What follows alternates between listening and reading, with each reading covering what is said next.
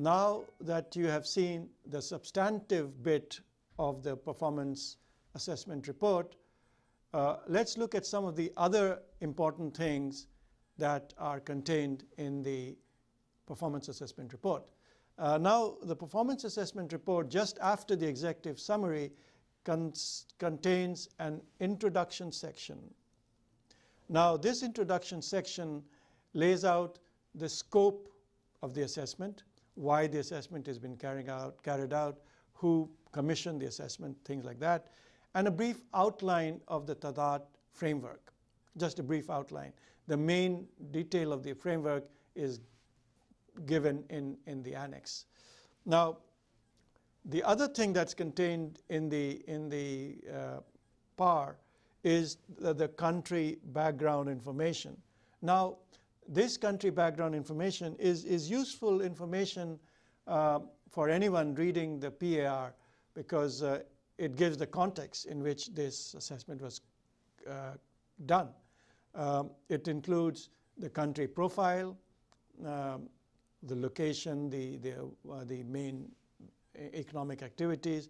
It contains a lot of data on macroeconomic inflation, whether the economic situation, whether there was any crisis recently, the main tax regime, what are the main taxes there, have there been any new taxes that have been introduced in the country.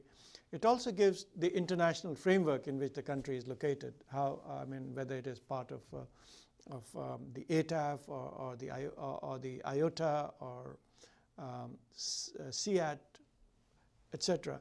And finally, it also contains some detail about the International Information Exchange Framework.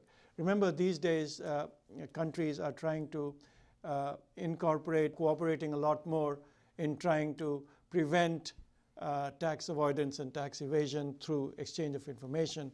So whether the country has entered into any arrangement or not is an important background information. And finally, we have several attachments. As I mentioned, the detail of the TADAT methodology is one of the information that goes into the attachments.